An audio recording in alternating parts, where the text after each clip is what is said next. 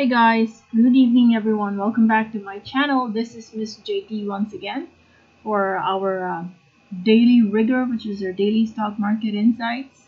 And as always, I'd like to review the most trending stocks for today.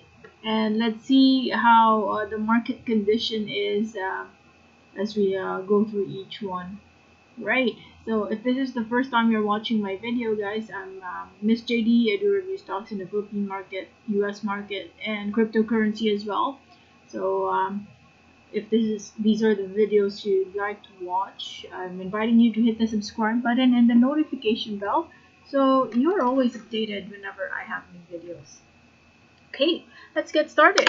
I'd like to talk about the index first. Oh, not looking good here. We've been moving sideways for several days now, but today's performance is not looking good at all.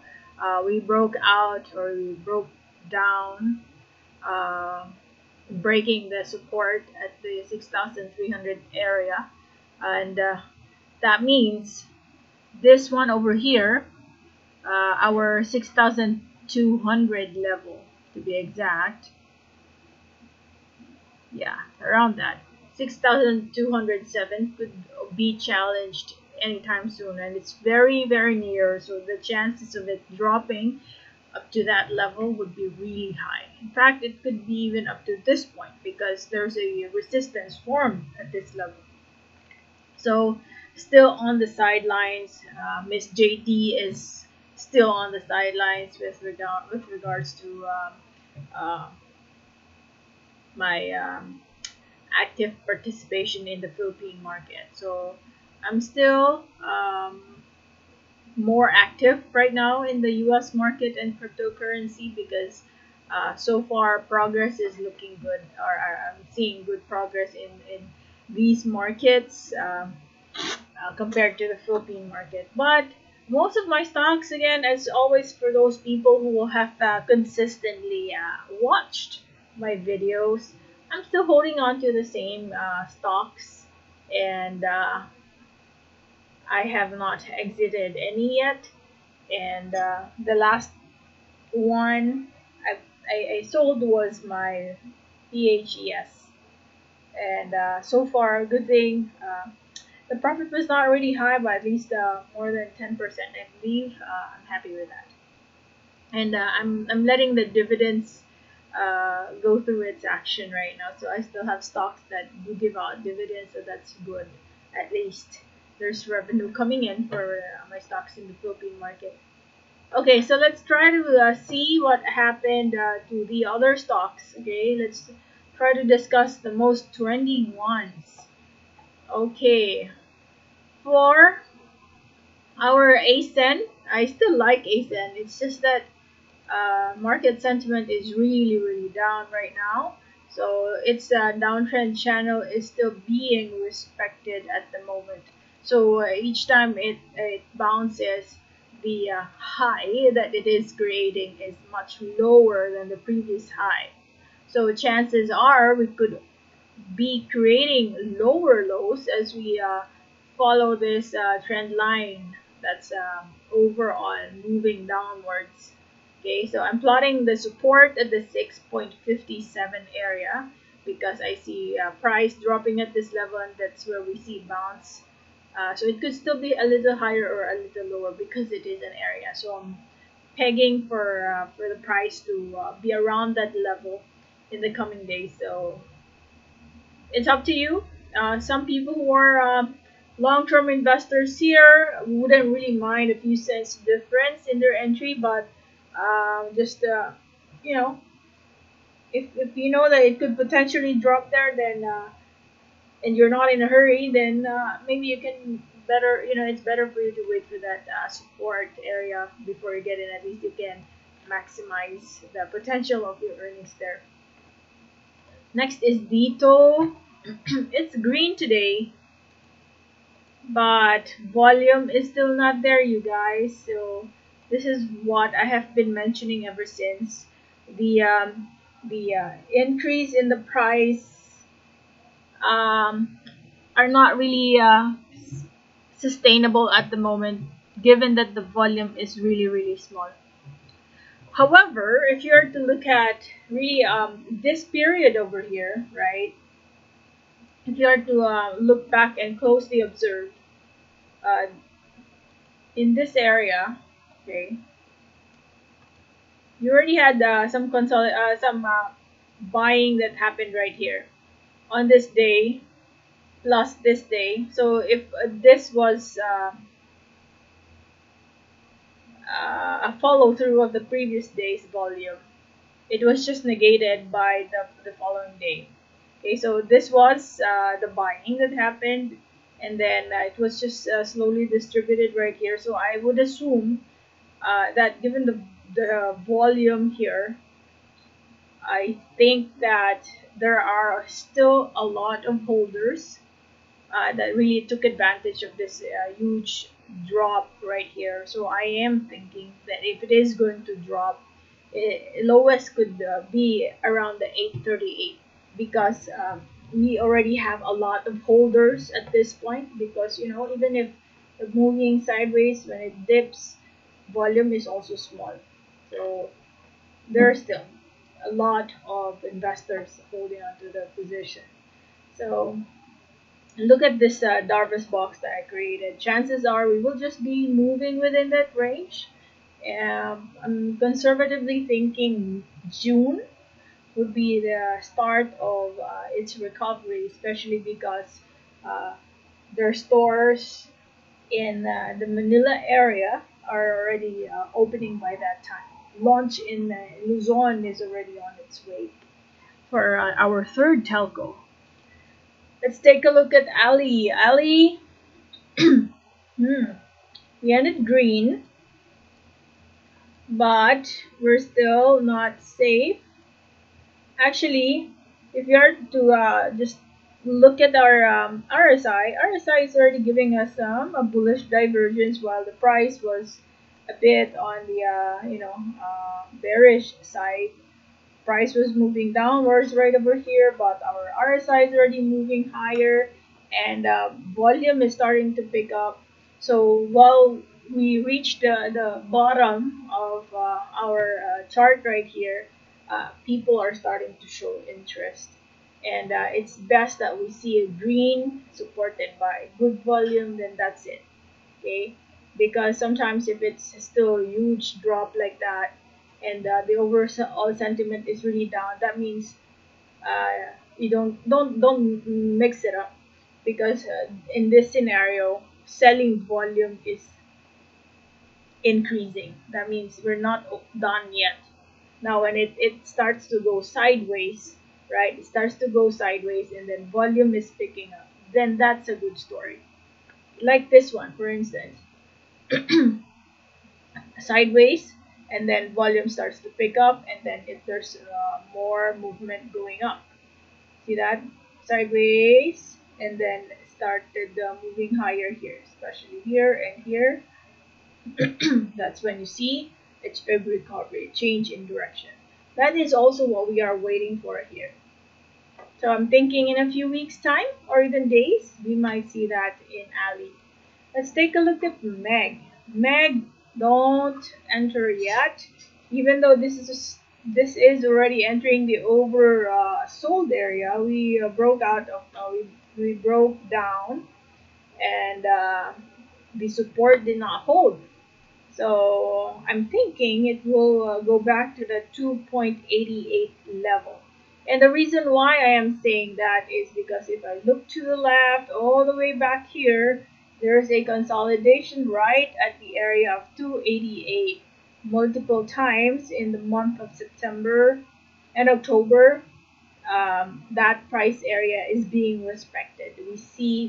We saw bounces, tiny bounces happen during that period, and that's pretty close. So I'm thinking in a few days, it will revisit the oversold, linger in that area for a few days, and then recover.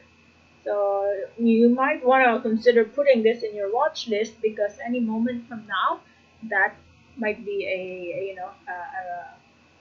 the next move of Meg. ICT. Okay. So I was talking to my sister the other day, and I said, "What's the why is it that despite all the other stocks moving downwards, ICT has been very resilient?" Um, and she mentioned about the business model of ICT. I think they don't really have a competition in the container their container terminal service, right? So I'm assuming big shipments go through them, and yeah, I'm not really very expert, so don't quote me on anything here. But just in a bird's eye view, she said that there's really not much of a competition in this industry. So that's why. And I'm assuming maybe these vaccines uh, that that are being shipped. I'm not sure if it's also going to go through the services of ICT. Not sure. Maybe if you know a lot about ICT, you can probably share. But so far, look at that.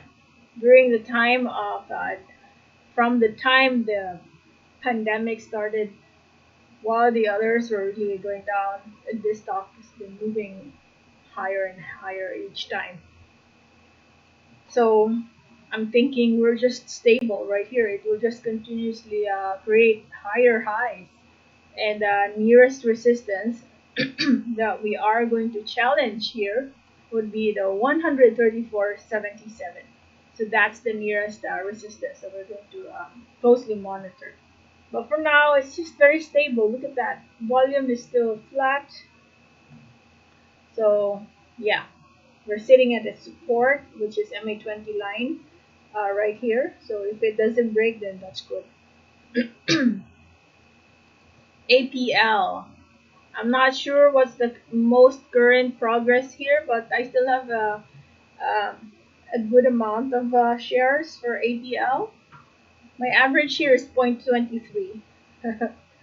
It's a bit high, like this area. Not too high, but yeah. So that means I'm a red here, so I'm still holding. It's not really very far from the current place that we have here. I'm looking at support around 0.18 to 0.19. That's an area of support. So let's wait and see. No volume as of yet, guys. So the uptick in the price that you will see, if that there's really no volume, chances are it will dip again. Okay, so like this one, there was a a good volume, but sadly the next day it was just negated. The selling even happened more than the volume of buying right there. So that's why it did not really sustain and take off fully. So, but then 0.18 is our support right now, and if it's going to drop some more, 0.1670 would be the next area, or 1650. BDO still sideways, but very tiny movement to the upside. The trajectory of its support is somewhat increasing each time, right? So this is you can use this as your ascending support. So each time it drops right there, if it touches the green and it doesn't break, then chances are you will see bounce in that level. However, you can also do like this because yeah, and that's your triangle. It's a symmetrical triangle there. I don't know the I'm not very good with the names, guys, so please forgive me. I know the patterns, but I'm not really very good. Even with the names of the candlesticks, I know their functions, but I always mix them up with the names. So there are so many handouts that you can download from the internet. What is important is you know the story of each candlestick and each pattern, and you know how to trade them. That's one important thing. Okay, and we're here. We are all a work in progress, and that is why even Miss JD, you check out if you check out my videos. I've been doing videos for what, almost 2 years, almost 2 years now. And I never get tired of adding more content here because this is also a win-win. On my side, I get a lot of insights. I go back to my old videos and I compare those analysis with what really transpired, and the ones that I see are accurate and I can follow through in my real trades, and I do that. At least I have documentation of my thoughts and in this journey. So maybe you want to check out the old videos too and check cross reference with how the market really transpired for that particular day. Now let's take a look at the SMPH. Not healthy. You had a support previously around this area, but there was a breakdown and we're triggering the lower band, and your RSI is still right halfway, so I still see some more movements going down here. So don't rush. You can still haggle for a much cheaper level. Thinking 31.88 will even be revisited at this point. Let's take a look at BTI. BTI sideways as well, but still sitting at a support. Although just be careful, if that gets broken, chances are the drop will be a bit deep. 74.90 or yeah, 74.90 or 75. Yeah, there you go. There's a support. This too could be respected. Let's see. I'll just plot another line here because that could also be respected. Okay. So again, we're sitting at a support. That's nice, but tomorrow, if it doesn't build a green candlestick right there, chances are it will drop some more and go down up to 78.59. And let us again observe, if it goes down again, the next drop would be 75. Look at your volume. Okay, all the while, not much of a volume, so the uh, investors are still on the sideline too for BPI. AP. Okay, so AP overall, the overall sentiment, if you can see there, the yellow one in my Bollinger Band is the MA20 line. So far for almost half a year, November to May, December, January, February, March, April, May. Yeah, more than half a year, the overall direction is moving downwards, and we're currently sitting at a short-term resistance, which is our MA20 line. This is your resistance, guys. So if you don't break that one, chances are it will go back up to the 2217, and let's see if it will officially bounce right there. Otherwise, it will again go down and create a lower low. Okay, the wow, didn't realize it even reached up to this point. So hopefully we know even halfway there, that would be already a cheap level. 0.85. So this gives out once a year. How's the income? Negative as well. Okay, so so this is AP. Not much of an action. Del Monte. Wow, interesting. I know someone asked me about Del Monte previously, but I was only able to review on that day. So, indeed, this one has created a bounce. I'm not sure if it respected the our Fibonacci.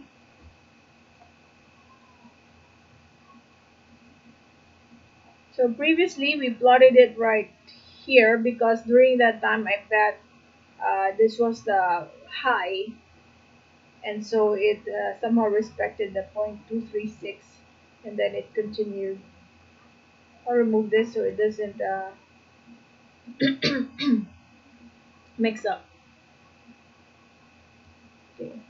So again, I'm plotting it this way because during that time, this May 5th candlestick did not come out yet. Okay, so now uh, if I'm going to do this, not going to be accurate anymore because the bounce has already happened. So I'm not sure if it was going to continue, hopefully, but so far right now, I will remove this now. This is your support, 13.21. It's a good job to the holders. And for those people who may have been trapped right here, the area is very near, so it's up to you if you want to go wait. Some people may opt to cut their loss. Either way, whatever the game you want to play for this, it really depends on you because some people would hold it because of the full or the growth potential of the stock.